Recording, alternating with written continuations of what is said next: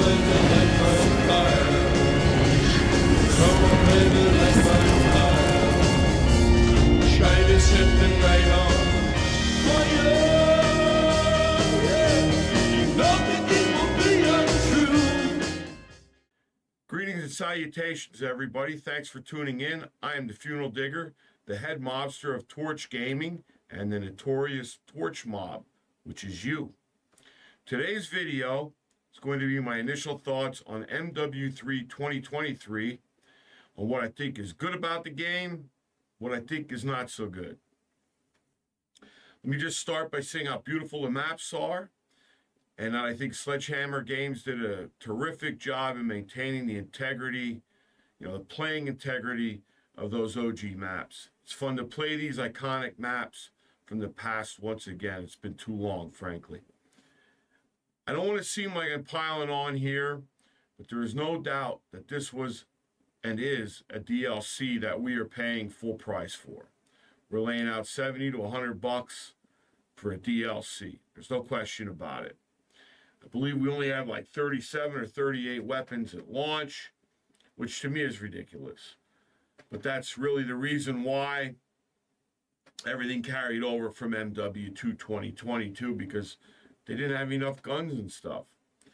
I read somewhere or watched a video somewhere, they said they put this game together, Sledgehammer did, I believe, in 16 months. So obviously it was remaster and this and that. But they did a nice job with the maps and everything, and I'm happy with it. The perk system is a new one. What a shock! We gotta reinvent the wheel. They all have to put their spin on everything. However, it seems balanced and fair. As I mentioned in my video on the beta, there's the boots, the vests, the shoes, and the gloves. They all interact. And it's balanced, it's fair. I really don't mind it. It's a different take, but it's okay. It wasn't like the perk system last year from, oh my, what a shit show that was. Anyway, the weapon setups are basically the same as MW2 2022, with the exception there's no tuning. But they did add something called a conversion kit to certain guns, which I think is a tremendous idea. And what this conversion kit does is, like on the Pulimat, that's the LMG. It'll turn it into an AR. It turns the Renetti into an SMG. I really like it. I think it's one of these things, one of these ideas that I think may revolutionize COD in a good way.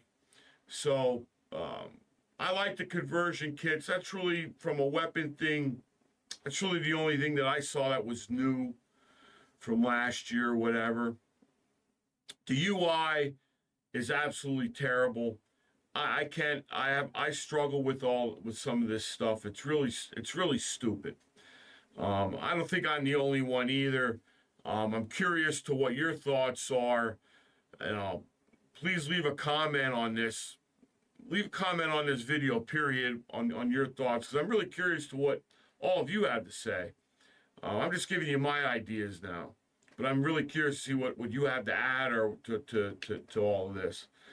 But I don't like the daily stuff that we need to do, the challenges to unlock different things that we used to get by just ranking up and playing the game. They are also locking some of these conversion kits behind weekly challenges as well. This concerns me because the casual player may miss one. A guy like me, I'm streaming 3 days a week. I'm going to play. I'm going to go through all the challenges. But, the casual player, he may miss a week. And maybe the week he misses is going to be maybe one of the better conversion kits in the game. And, you know what they're going to do? They're going to create a bundle that'll include the conversion kit with that gun. So if you don't get that conversion kit, then, this is going to be a tool for Microsoft, Activision, to sell bundles and maybe create like a pay-to-win type of thing, They make one or two of these conversion kits OP and must-have items, And guess what? You make the weekly challenges so damn hard nobody can do them. Now what? You put these conversion kits behind a paywall, and now you got pay to win, and that really concerns me. I also think they missed the boat by not having demolition as one of the game modes either. All these old iconic OG MW2 maps was demolition. We used to play demolition. It was probably the second most popular game mode behind Team Deathmatch. Maybe the search and destroy people, but demolition was a popular game. Everybody played demolition. So I don't know why they didn't include demolition as one of the game modes. They really missed the boat. All they had to do was cut and paste it and put it in it. It was already there. I don't understand that. I will say I'm enjoying playing War Mode immensely. I love that mode. I loved it in World War II, and I love it here just as much, maybe more. That's the best. In my book, the war modes what Call of Duty should be all about. It shouldn't be about KD and all this other happy horse shit. It's about two teams playing and trying to it's all objective oriented. That's how it should be. To me, this is probably the best mode they ever put in the game. Kudos to Sledgehammer for inventing this. I just hope that they support it, that they add more war maps. They need to have 3 war maps by the end of season 1, and I hope they add at least 1 each season. Maybe 2. Let me get crazy. How about it, Sledgehammer? Give me 1 mid-season, 1 in the beginning of the season, and 1 mid-season. Give us war maps. Everybody's playing it. It's very popular. Support it. You supported all this other cockamamie crap with the raids and all this other goofy shit that nobody wanted or did. This is something that the multiplayer crowd likes, enjoys, and plays. Give us some content. All right, that's my rant on that. My apologies. But I love War Mode. It's fantastic. I'm enjoying it. I think the gameplay is smooth. I think the TTK they got just right.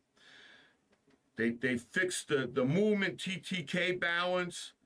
The game is really fun to play. I think they did a heck of a job balancing it all out. Kudos to them. The gameplay, everything's wonderful. Now I'm going to get to the bottom line.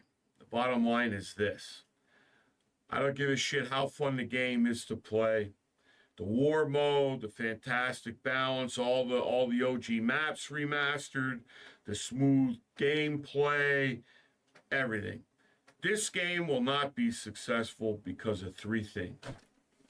3 things. I call it...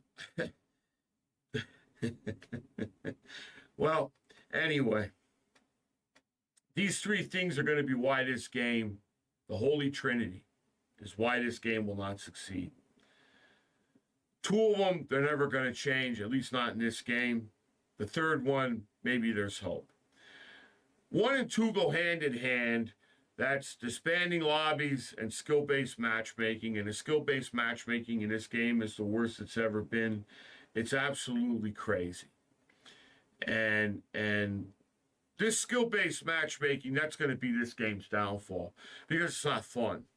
And if the game's not fun to play and nobody's having fun playing the game, and the game's a sweat fest and every game's $1 million tournament, and I got to use a golf towel here to wipe my hands off, to wipe my controller off so I don't get electrocuted because I got to worry about getting electrocuted with my controller.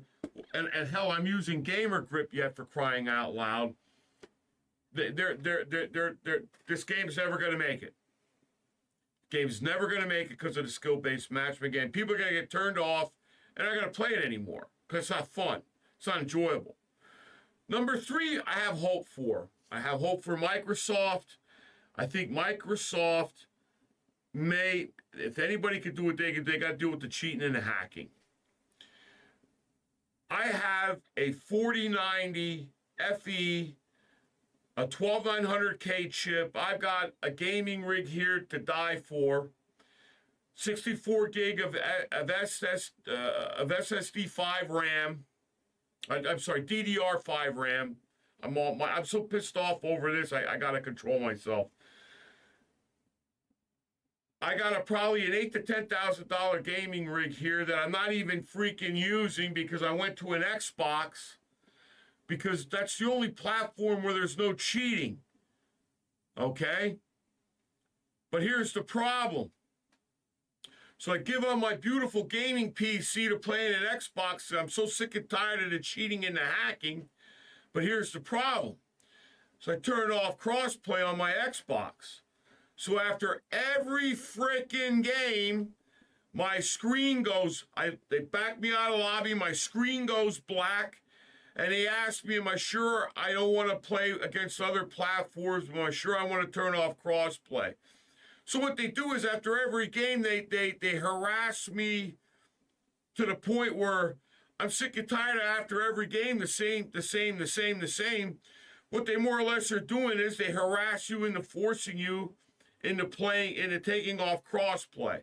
So now the bastards, what they're doing is they're forcing me now to play against the people that I don't want to play with. That's why I stopped playing on my PC.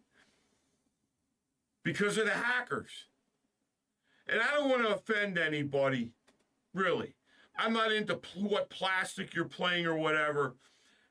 I'm just here to state facts. And they were cheating on the PlayStation the first week of the beta when it was PlayStation only. They had hacks in a PlayStation. The hackers were giving away free hacks. They were baiting their hacks during the MW3 beta. So that'll tell you what's going on with this game with the cheats. All right. And Xbox was the only clean platform there is. All right. PlayStation now has cheats. Of course, the computer gamers, they're all cheating. Well, listen, they're not all cheating, but they have the ability to cheat, and it's convenient for them to cheat if they so choose to go that path. Xbox is the only platform where you're pretty insured to get a clean game. All right? But unfortunately, they antagonize the shit out of me and harass the holy hell out of me so that I just have to cave in and play crossplay. So I don't know. I'm at my wit's end with this whole shitting thing, really. Anyway, I'm telling you, the initial sales number of this game are not good. All right, people aren't coming back to this game. They left. They're leaving. They're pissed off. They're not having fun. They're tired of all the bullshit. They're tired of the cheating, the hacking. They're tired of the skill-based matchmaking. They're tired of every game you're jumping into. It's like $1 million tournament. And they're not having fun. And it's a shame because MW3 is a good game. It's a fantastic game. But you're ruining it with the skill-based matchmaking and the cheating. And I'm telling you right now, if somebody at Microsoft Activision doesn't pull their heads out of their collective asses, this game is going to die a very slow death. Stop the disbanding lobbies, scale back this SBMM, and come up with an anti-cheat to clean up this cesspool of a game.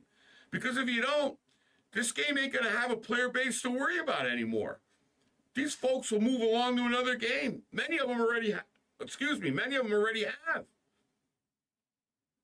Many of them already have. And it's really unfortunate because you have a really, really good game here. It's a lot of fun. And I'll get into more in depth about MW3 in the coming days. I'll be making more videos on this game as I play it more and I get a feel for more things. I like it. It's a good game, and like I said, it's just the disbanding lobbies, the skill-based matchmaking is ridiculous, and the cheating again. And it's got to get handled, and you got to ban these people for the good of the game, or you're not going to have anybody who wants to play it anymore. And I tell you, if you fix it and you clean it up, the people will come back. The honest players, the good players, the people you want to play your game, they'll come back. Anyway, that's my initial assessment of MW3. It's a good game. I suggest, give it a try. I think you'll all like it. Anyway, ladies and gentlemen, this wraps up my video today in MW3 2023. I really am curious as to what your thoughts are. So please let me know in the comment section below. And I promise to respond to each one of your comments. I want to thank all of you for watching. And ask that you please subscribe, hit the notification bell, the like button, and please, once again, leave a message. I'm big on that. I really like to know what you all are thinking and what maybe any ideas or any new thoughts that you may have, and I promise to respond. And once again, I am the Funeral Digger. I am the leader of Torch Gaming, and you all, the infamous Torch Mob. As always, the Torch Mob always makes them eat the carrot.